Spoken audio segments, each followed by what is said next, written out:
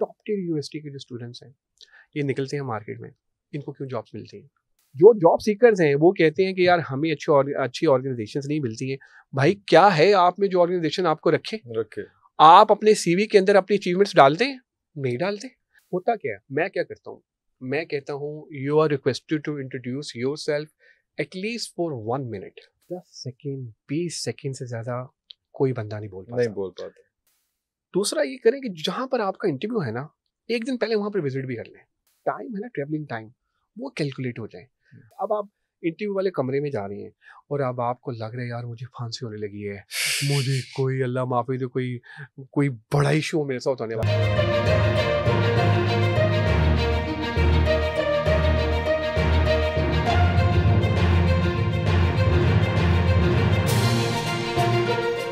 अच्छा, इससे थोड़ा सा हट के हम बात करें तो ये सिचुएशन आती है कि भाई क्या ऐसा मसला है, जिससे मैंने स्टार्ट में भी कहा था कि एम्प्लॉय को अच्छा काम करने वाला नहीं मिल रहा और काम करने वाले को अच्छा एम्प्लॉय नहीं मिल रहा। वो कहते हैं कि पाकिस्तान में ज़्यादातर लोग जॉब नहीं छोड़ रहे, बॉस छोड़ रहे हैं। अच्छा इरफान साहब, अमेजिंग क्वेश्चन। देखिए हमारे यहाँ पाकिस्तान में ना ये जो अनएम्प्लॉयमेंट जो है ना, ये इशू नहीं है, मिसगाइडेड एम्प्लॉयमेंट। यार हमारे यहाँ लोगों को बताया नहीं जाता। जैसे मैं आपको एग्जांपल देता हूँ, टॉप टियर यूनिवर्सिटी के जो स्टूडेंट्स हैं ये निकलते हैं मार्केट में, इनको क्यों जॉब्स मिलती हैं? मिल जाती है जॉब्स। मैं हायर करता हूँ, मैं आईटी सेक्टर में हूँ, मैं रखता हूँ, मैं नाम नहीं लेना चाहूँगा, फिर आप वो हो जाएगा। जितनी टॉप टियर यूनिवर्सिटी के स्टूडेंट्स हैं आपके, उनको मिलती हैं। मसला कहाँ है? BC यूनिवर्सिटीज के स्टूडेंट्स का, उनको जॉब्स मार्केट में नहीं मिलती हैं।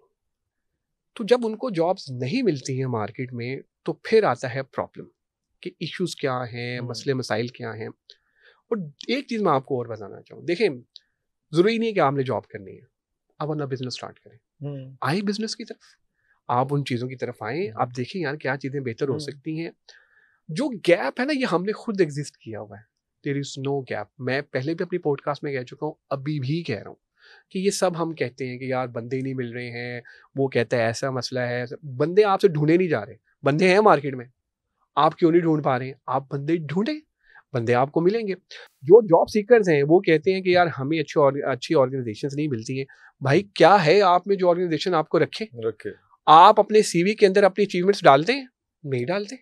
आपने लंबी लंबी कहानी लिखी है, मिस्टर चैट जीपीटी से लेके कॉपी पेस्ट किया हुआ है, कहाँ से कॉल आएगी आपको? ये है एक्चुअल में प्रॉब्लम जो कि पाकिस्तान में ये एग्जिस्ट कर रहा है। और हमने क्या किया हुआ है, जो कि हम 2000, मैं तो 2004-5 से करियर का स्टार्ट किया, और हम तब से मैं यही सुन रहा हूँ कि यार उनको बंदे नहीं मिलते हैं, ये इश्यूज है, ये मसले मसाइल हैं, ये ऐसे है। ऐसा कुछ नहीं है, सिर्फ और सिर्फ हमें सही प्लेटफॉर्म चाहिए, और सही प्लेटफॉर्म के थ्रू आप अप्लाई करें। अपनी जो लिंक्डइन है, जो मैं अल्टीमेटली उसके ऊपर आऊँगा कि देखें जो हमारे फ्रेश ग्रेजुएट्स हैं, अपने लिंक्डइन पे काम करें। आप टिकटॉक यूज़ करते हैं, करें। आप इंस्टाग्राम यूज़ करते हैं, करें। फेसबुक करते हैं, अदर प्लेटफॉर्म है, बिल्कुल करें। लेकिन अगर आपको जॉब चाहिए और अगर आपको आपको अपने बिजनेस करना है, तो आप सही प्लेटफॉर्म पर होंगे। तो सही प्लेटफॉर्म पर होंगे तो फिर आपको जॉब से मिलेंगी, और फिर आपको जो है आप अपना बिजनेस भी स्टार्ट करें। तो लिंक्डइन के ऊपर आइए। आने वाले टाइम में सीवी खत्म हो जाना है, सिर्फ लिंक्डइन रह जाएगा। ग्लोबली जब आप जाते हैं ना इरफान साहब, तो वो ये नहीं कहते सीवी भेजो किसी का, वो कहते हैं इसका लिंक्डइन का प्रोफाइल का लिंक भेजो। तो ये है।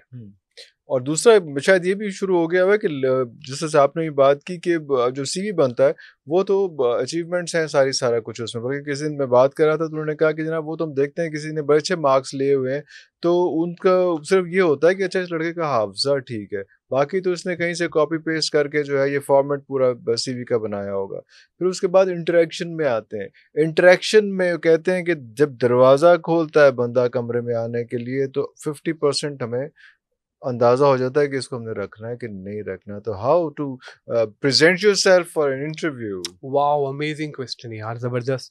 देखिए मेरा जो तरीका है ना वो बड़ा डिफरेंट है। मैं इंटरव्यू करता हूँ बहुत फ्रेंडली।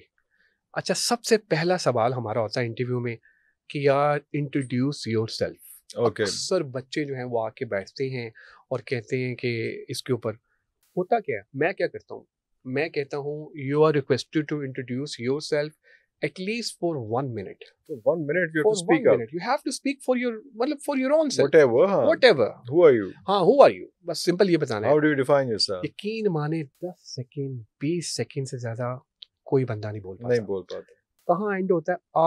आउच, ई, यहाँ पे वो फंस जाते हैं और नहीं बोल पाते। ये वो तरीका है जिसपे आप कम्युनिकेशन एक बच्चे की और एक बच्ची की आप चेक कर सकते हैं कि यार ये कैसा है। जो बंदा अपने बारे में इंटरव्यू में नहीं बता पा रहा, वो ऑर्गेनाइजेशन के लिए क्या काम करेगा? वो ऑर्गेनाइजेशन के बारे में आपको क्या बताएगा? वो नहीं बता पाते, तो हम फंसते ही हैं। अच्छा, ये टॉप टियर यूनिवर्सिटी में नहीं हो रहा, I am telling you that. जो डिफरेंट यूनिवर्सिटीज हैं, लेकिन कुछ यूनिवर्सिटीज बहुत अच्छा काम भी कर रही हैं, इस चीज पे काम कर रही हैं, इस चीज पे काम कर रही हैं, पर्सनैलिटी ग्रूमिंग कह रहे हैं, तो इसके ऊपर काम करी हैं। तो सबसे पहले जब आप इंटरव्यू में, इंटरव्यू की 3 फेजेस होती हैं। एक तो इंटरव्यू से पहले, इंटरव्यू के दौरान और इंटरव्यू के बाद 3 फेजेस हैं कि आपने क्या क्या करना है। इसके ऊपर मैंने बहुत वैसे वीडियोस की हैं, लेकिन मैं फिर दोबारा आपसे अर्ज करता हूँ। जब आपको इंटरव्यू की कॉल आती है, इंटरव्यू कॉल आ गया, आपने अप्लाई किया। अप्लाई करने के लिए ना आपका जो लिंक्डइन का प्रोफाइल और सीवी जो है ना, वो एक दरवाज़ा है। अगर वो आपने डॉक्यूमेंट अच्छा बनाया हुआ इरफान साहब, तो आपको कॉल आएगी 100% आएगी। अच्छा, फिर आपको कॉल आ गई। अब जब कॉल आती है ना, ये कॉल वाला जो टाइम है ना, ये बहुत इंपॉर्टेंट टाइम है। अच्छा, हम लोग सारी मिडिल क्लास फैमिली से, 5 मरले के घर वाले, 2.5 मरले 3 मरले के घर वाले। अब जब कॉल आती है तो कई दफा तो सिग्नल्स ही नहीं आ रहे होते, स्यापा ये भी मतलब है तो वो भी बच्चे को लेकिन हेलो हाँ जी, अच्छा क्या बोला, किधर आना है? हाँ। तो वो उसका जो इंप्रेशन वाला है ना, जो फिर इंटरव्यूअर होता है, जो कॉल करता है, एचआर वाला, कोई भी हायरिंग मैनेजर, उसके गार्ड्स खुले होते हैं, उसको उस वक्त से खुले होते हैं। वो कहता है कि यार ये पता नहीं क्या है। हालांकि उनको भी चाहिए कि यार इतना थोड़ा सा मार्जिन दे दो, हाँ दे दो। तो वो जब कॉल आई आपको इंटरव्यू के लिए, तो आप पहले बहुत अच्छे तरीके से सुने, बोलना नहीं है, सुनना है आपने कि यार वो क्या क्वेश्चंस कर रहा है, और फिर उस क्वेश्चंस को सुने और उसके बाद जो है ना फिर जवाब दें।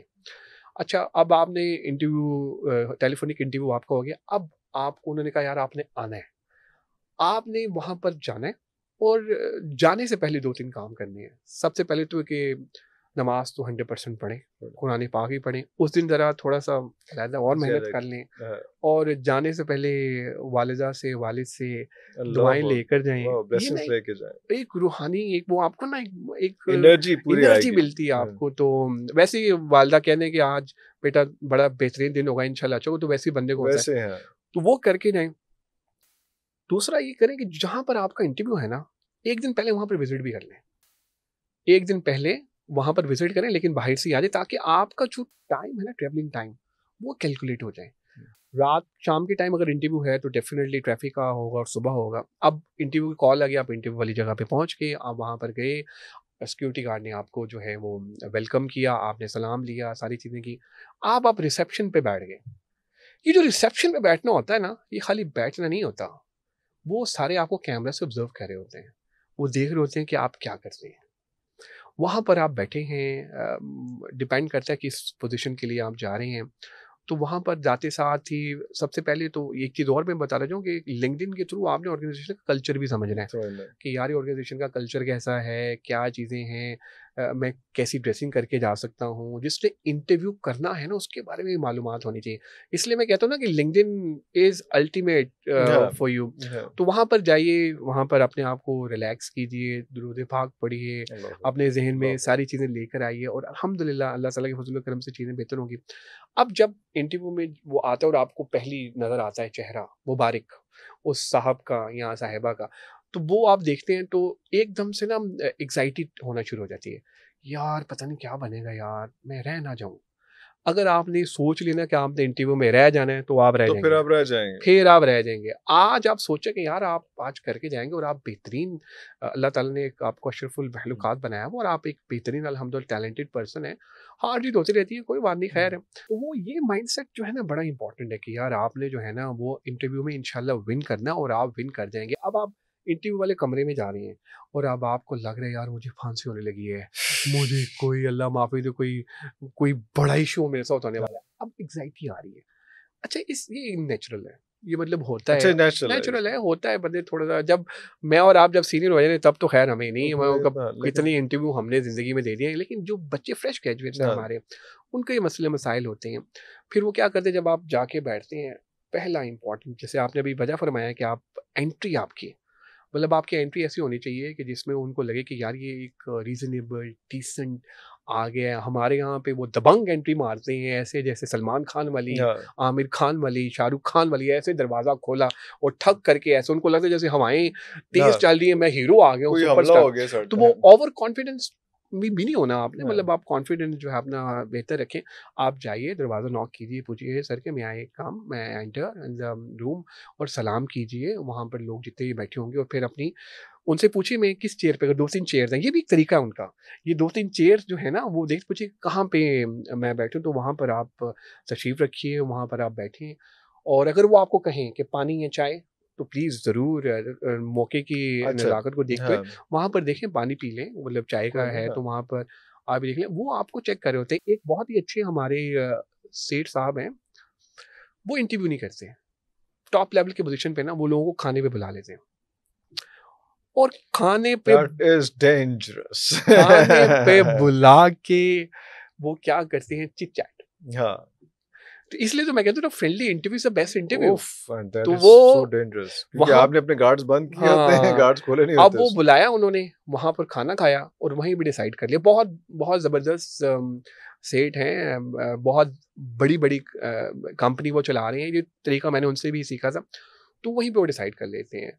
तो वो डिसाइड करते हैं कि यार ये खाना कैसे खा रहा है, क्या चीज़ें हैं, इसके वैल्यूज़ क्या हैं, किस तरह से है। क्योंकि खाने की टेबल पे ना आप ज़रा और तरह फ़ील करते हैं। तो मैं ये नहीं कह रहा कि जितने लोग अभी हमें देख रहे हैं कि वो खाना खाना ही शुरू कर दें, वहाँ पे जाएँ कि इंटरव्यूज़ सेठ साहिबान को, ऐसा नहीं है, ऐसा नहीं है। तो आप अपना वो रख रहे, अब आपका इंटरव्यू हो गया। और शायद ये भी बता दें कि जब सेठ खाने बुलाए तो इट इज डेंजरस। ये नहीं है कि वो आपसे फ्रेंडली हो गया, आपके साथ चिल हो गया, नहीं, वो अपने गार्ड्स आपने उसको भी खुले रखने हैं। आप चमचा कैसे पकड़ रहे हैं, प्लेट में कड़क करके आवाज कैसे आ रही, पानी कैसे पी रहे हैं, खाना किस तरह से आप प्लेट में डाल रहे हैं, ये सारी आपकी जो है वो आपकी नस्ल को बता रही होती है कि आप पीछे आपका बैकग्राउंड क्या है। और सेठ एक एक चीज से रोटी नहीं खा रहे होंगे, वो दोनों खा रहे होंगे, आई टेल यू।